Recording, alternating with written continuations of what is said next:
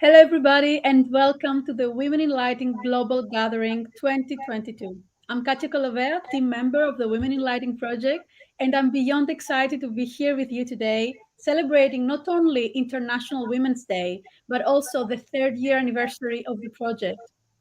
I'm also delighted to be hosting the Global Work Interview sessions, and on this one, we have the lighting designer Raquel Rosildete, founder of the Colors in Between research project. So, hello, Raquel, welcome. Hi. We're so excited to have you here. And we have prepared a couple of questions to talk about your great project. So, should we start with the introductions? Would you like to introduce yourself first to our audience? Yeah, Yes. First of all, I would like to thank you for the opportunity to share my project and to talk about it with more people. So my name is Raquel Rosildete. I am a lighting designer for architecture and stage,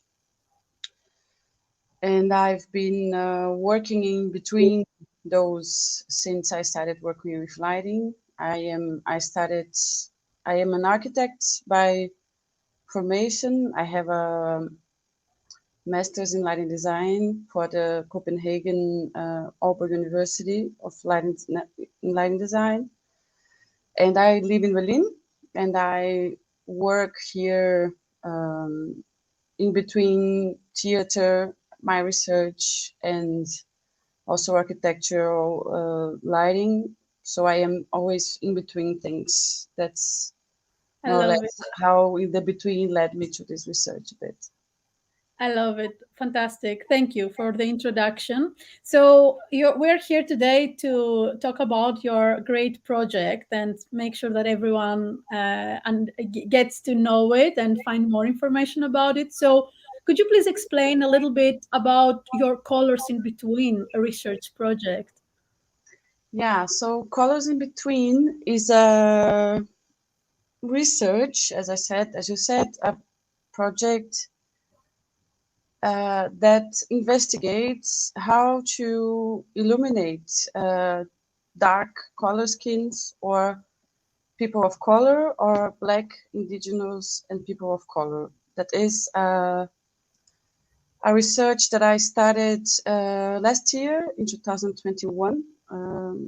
That is actually a result of other thoughts coming before, but last year was really when I did it, and the research was me trying to develop ways of illuminating dark skin and understanding how is it possible to have a different representation of BIPOC in stage, and what is my contribution to the anti-racist fight as a lighting designer, because like our knowledge is very specific. And Yeah, yeah, that's true. Very interesting. And was it something specific that motivated you to start it? Was it like something that triggered your research beginning? Yeah.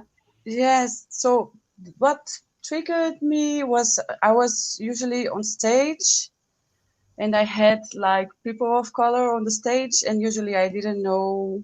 I was always a little bit questioning myself if I knew the right way of doing the lighting for different skin tones. And these images that I'm showing now are about the result of the research itself.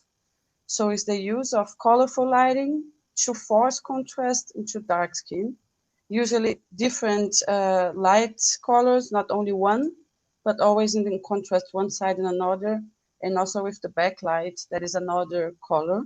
Color. Yeah, great. So kind of pushing this contrast to the skin of the dark skin. And then I made a research about which filters to use, how, in which position, how they relate to each other, what are the good filters or bad filters. And then answering to your question about how it started, it's once I was on the stage, I had a actor of color, then I had a white actor, then another actor that had a different skin tone, and I didn't know how to do it and how to solve it. Yeah. And then I I guess started to think, also there is no any research on that, right? Is it correct to think that you had to really film, has that research. I sorry, I Mhm. interrupted. No, no, sorry. Please repeat what you just said because I also spoke on top of it. So sorry about. Yeah, in the cinema industry, there is this research, and there where I came from, like because I understood, I started looking online how to lit dark skin tones, how to do it, what are the technical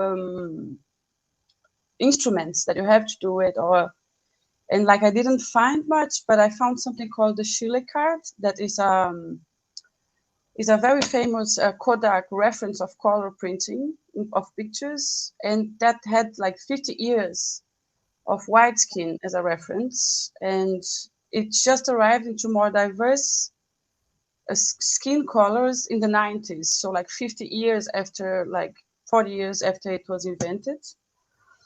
Then like I realized that I myself, like there are technical choices that are biased by racism, including mine. And what motivated me to do this research is that I understood that I was treating white skin as the universal skin, and the sense of universal being is a racist belief on itself. So then I said, okay, there's no universal. There are individuals, and people have their differences of skin tones and lives and the history that their skin carry. And then I started looking at it, and then I found photography and film as a reference, as you can see in the slides. This is very strong, actually. I mean, that's why I also started with how great the project is. I think it's really highly connected with women in lighting and what we are want to raise awareness about through the project. Rahel, is it? Where do you see it in the future? Like, do you have some ideas? Where do you want to see it going as a project in the industry? Yeah, it's funny. I think one thing that I didn't mention yet is I think my project fits very well for the women in lighting because my project was made only by women also, and I don't mention that because at some point for me it was clear, and but it was a fully made by women project. And what I see the project going to, I think I would like to go deeper on the research of skin itself, of like this background color of skin. And I would like to, the reason why I made this palette of color filters for a stage is that I would like to arrive in a stage with the people with different color skin tones. And I would like to know what to do for every skin that is there, or like how to compensate the background of the color of the person's skin with a filter.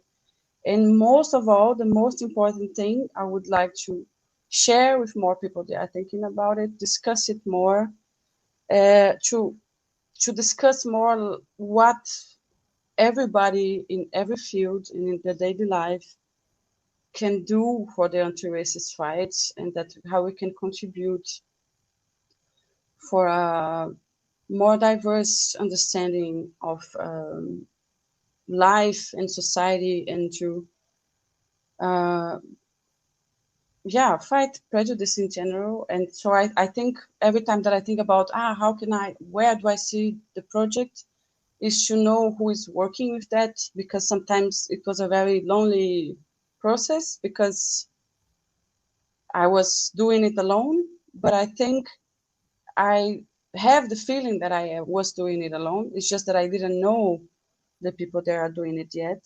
So I think that's my main And goal how for the and future. collaborate. Yeah, Exactly. To create a that collaboration, to create a community. that's great, and actually that ties in very well with the last question, which is how can people find the project, and if there is any specific call to action for the participants who are watching this interview today. Would you like to, tell them what to do so to connect with you and contribute to your research? Yeah, I think the link of the website is already there. So if you can find, if you're interested, is colorsinbetween.com. I made it as easy as I could. Um, communicate. If you know anyone that is researching that is treating that kind of topics, please let me know. That's my first call to action. And I was thinking a lot about this question afterwards. And I think my call to action is, as lighting designers, what are we giving light to, And that's the question that I would like to leave with. Like, what are we giving light to? What needs to be seen? What needs to be discussed? What needs to be looked at? Yeah. This is wonderful, a wonderful statement and question as well to close Mhm. the interview session. Really, I think that this gives a very good introduction to the project, but I will highly recommend to everyone to go on the website and read and dive into your the things that you are sharing over there, and of course connect with you online to discuss further. Thank you so much for being part of the Women in Lighting Global Gathering. It is our pleasure to have you. And of course, if anyone has any questions, please write them on the chat and also connect with Raquel to take this conversation, online and offline, of course. Thank you Yeah. very, very much. Thank you. Thank you. Thanks a lot. I'm very happy to be here. I really feel represented by Women in Lighting. And long live the Women in Lighting. Yeah. Thanks Fantastic. a lot. Thank you. Thank you. Bye bye. Ciao.